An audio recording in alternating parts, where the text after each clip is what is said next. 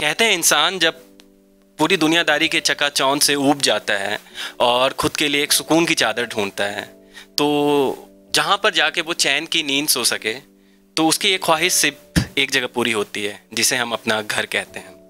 गौर फरमाइएगा, मकान, फ्लैट या इमारत, पीजी नहीं, घर। घर जहाँ हम अपनी खुली आंखों से अपना बीता बचपन देखते हैं और बीते वक्त को देखते हैं। मेरी इस कहानी में भी मैं अपना घर ढूंढ रहा हूँ, जो शायद हमेशा के लिए खो गया है। कहानी का पहला पड़ाव है मेरे जन्म से लेकर सन 2008 तक का लंबा समय।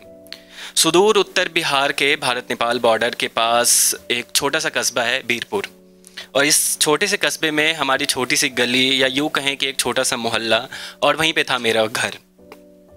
दादी, ताई जी, ताऊ जी, मम्मी, पापा, चाचा, चाची और हम 7 कजन से भरा पड़ा एक बड़ा सा परिवार।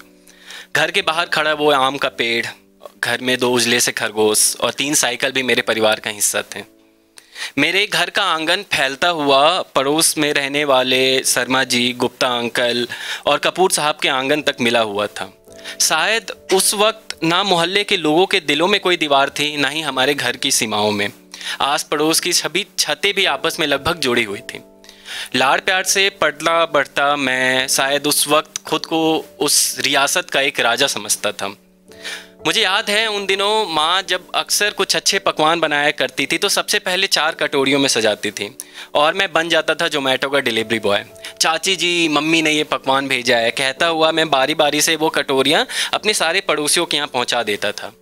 और उस वक्त की खूबसूरती देखिए कि मैंने ये कभी नहीं देखा कि कभी भी हमारे घर में कोई भी कटोरी वापस खाली आई हो।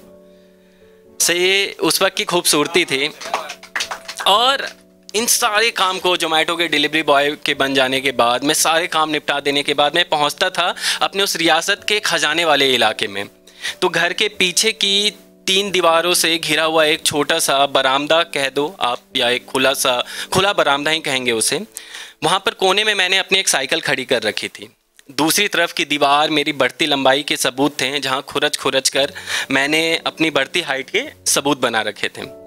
पिछली दिवाली जब शर्मा जी के यहाँ पुताई हो रही थी तो उस पुताई वाले से मिन्नत करके मैंने उन्हीं कोने की एक दीवार पे 3 विकेट भी पुतवा लिए थे, और मेरा बन गया था वो पर्सनल ईडन गार्डन। उस ईडन गार्डन में विशाल, मोनू, गौरव, टुन्नू भैया और उसका छोटा भाई गुड्डू, ये थे मेरे पर्सनल IPL टीम के खिलाड़ी, सारे के सारे ऑलराउंडर। और मैं था इस टीम का आकाश चोपड़ा, क्योंकि भले रन ना बनते थे मुझसे, लेकिन कमेंट्री बड़े ज़ोरों से करता था। खैर, सर्दी की गुनगुनी धूप से लेकर गर्मी के लू तक का स्वाद मैंने उसी बरामदे पर चखा।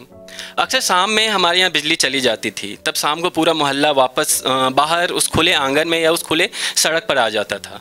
मोहल्ले की सारी महिलाएं मिहीर की मरकर वापस आ जाने की चर्चे में लग जाती और बच्चे अपने शोरगुल भरे खेल में। उस वक्त सब कुछ बहुत आम सा चल रहा था, लेकिन उस आम में कुछ तो खास था। फिर आया साल 2008, 16 अगस्त 2008। इस साल हमारे इलाके में कुछ ज़्यादा ही बारिश हुई थी, और मैं और हमारे पूरे कस्बे में बाढ़ आने की चर्चा जोरों पर थी। खैर इसे वैसे तो सब एक अफवाह ही बता रहे थे, पर मन में कहीं ना कहीं एक डर था। खैर वो डर सही साबित हुआ, और उसी दिन 16 अगस्त की रात से ही कस्बे में धीरे धीरे पानी भरने लगा। सुबह होते होते कस्बे में कमर तक का पानी भर चुका था, और लोग अपनी ज़रूरतों का सामान लेकर छत पर आ गए और पानी घटने का इंतज़ार करने लगे। लेकिन शायद ये इंतज़ार कुछ ज़्यादा ही लंबा होने वाला था।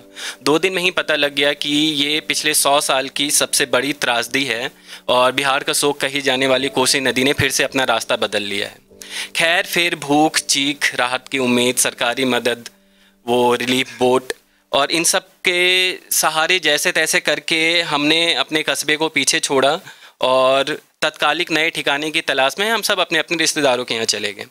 शहर में स्थिति समान होने में लगभग 11 महीने लग गए हैं। उस टाइम में मैं हॉस्टल चला गया था, और बीच बीच में मुझे घर की खबर मिलती थी, क्योंकि पापा घर लौट कर आ गए थे। और एक दिन जब उनसे मेरी बात हो रही थी तो मैंने फ़ोन पे बस एक बात सुनी कि हाँ, सब कुछ ख़त्म हो गया है और हमें फिर से शुरुआत करनी होगी। खैर मैं हॉस्टल में ही रहा, और इसी बीच खबर मिलती रहेगी कि हमारा पूरा घर बाढ़ में गिर चुका है, और उस टूटे फूटे मलबे की जगह घर एक नया मकान बन रहा है। ये सुनते सुनते 2 साल हो गए, और फिर हुई स्कूल में गर्मी की छुट्टियाँ। 2 साल के बाद घर वापस जाने के लिए मैं काफ़ी उत्साहित था। मुझे याद है कि छुट्टी के उस आखिरी रात पर मैं बिल्कुल सो नहीं पाया था, क्योंकि मैं 2 साल के बाद अपने घर जा रहा था। पूरे रास्ते मुझे बाढ़ की तबाही वाले मंजर दिख रहे थे। घर तक के पहुंचने के जो रास्ते हरियाली भरे खेतों से भरे रहते थे, वहाँ केवल दूर दूर तक रेत ही दिखाई दे रही थी। जगह जगह टूटे पड़े मकानों के मलबे अब भी दिखाई दे रहे थे। खैर, मैं बस से उतरकर अपने मोहल्ले के करीब पहुंचा तो मुझे कुछ भी पहचान में नहीं आ रहा था और सब कुछ नया सा दिख रहा था। अचानक एक मकान के सामने खड़ी मुझे मेरी माँ दिखी। वो मेरा इंतज़ार कर रही थी। ध्यान दीजिएगा, मुझे वो घर नहीं, मुझे बस एक मकान दिख रहा था। मैं अंदर गया और मैंने देखा उस बड़े से आंगन को अब दीवारों से भर दिया गया था। दरअसल बाढ़ के बाद जब फिर से घर बना तो सबसे पहले सबने अपने अपने घरों की बाउंड्री बनवाई। मैं मकान के अंदर पहुंचा तो सबसे पहले अपने उस ईडन गार्डन वाले इलाके में गया जो मुझे कहीं नहीं दिखा। वहाँ बस एक सीढ़ी बनी थी और पूरे घर को दीवारों से भर दिया गया था। मुझे पता लग गया था कि नए बने मकान में पापा, ताऊजी और चाचा जी ने अपने अपने हिस्से बांट लिए हैं। खैर, मैं शाम का इंतज़ार करने लगा। उस शाम में बिजली भी गई, लेकिन बिजली जाने के बाद भी कोई अपने घर से वापस नहीं निकला। उस रात घर में खीर भी बनी, लेकिन पता नहीं क्यों माँ ने कटोरियाँ नहीं निकाली और कटोरियों में खीर को सजाया नहीं। और जब मैं रात को खाने बैठा तो वो खीर मुझे मीठी लग भी नहीं रही थी।